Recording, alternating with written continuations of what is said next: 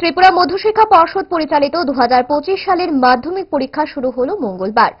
পর্ষদের ঘোষিত সূচি অনুযায়ী মঙ্গলবার অর্থাৎ 25শে ফেব্রুয়ারি থেকে শুরু হয়েছে পর্ষদ পরিচালিত মাধ্যমিক পরীক্ষা, যা চলবে 18ই মার্চ পর্যন্ত। এবার একটি শিফটেই পরীক্ষা অনুষ্ঠিত হবে বলে জানিয়েছে ত্রিপুরা মধ্যশিক্ষা পর্ষদ।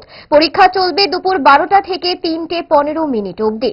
আজ অনুষ্ঠিত হয় ইংরেজি পরীক্ষা। সারা রাজ্যে 145টি ভেন্যু এবং 68টি সেন্টারে অনুষ্ঠিত হচ্ছে মাধ্যমিক পরীক্ষা। একই দিনে শুরু হয় মাধ্যমিক সমতুল মাদ্রাসা আলিম পরীক্ষা। মাধ্যমিক পরীক্ষার একটি চিত্র উঠে এলো আগরতলা শহরের বনেদি স্কুল নেতাজি সুভাষ বিদ্যা নিকেতন থেকে।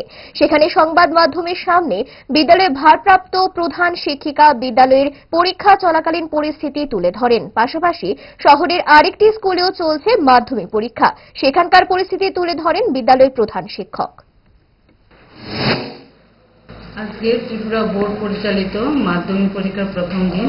আজকে হচ্ছে পরীক্ষা ইংরেজি এবং এই আমাদের স্কুলে নেতাজি সুভাষ বিদ্যা নিকেতনে পরীক্ষার্থীর সংখ্যা 271 জন এবং 6টি স্কুল থেকে আমাদের বিদ্যালয়ে পরীক্ষা দিচ্ছে এবং সেই স্কুলগুলো হলো আনন্দমার্গ স্কুল, বরদোয়ালি স্কুল, তারপরে হচ্ছে রামকৃষ্ণ আশ্রম, বিদ্যা মন্দির, তারপরে হচ্ছে আরো কি বলে এটা প্রতাপগড় উচ্চ বিদ্যালয়, প্রতাপগড় হাই স্কুল, তারপরে হচ্ছে আরো কয়েকটা স্কুল যেরকম সখীচরণ স্কুল, আর একটা হচ্ছে রাম ঠাকুর পাঠশালা স্কুল।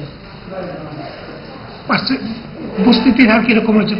আজকে এখন পর্যন্ত যতক্ষণ জানি আমি, আর একজন CWSN দিচ্ছে পরীক্ষা, আর বাকিরা সবাই উপস্থিতি আছে। আজকে সব উপস্থিতির সংখ্যা 100% আছে।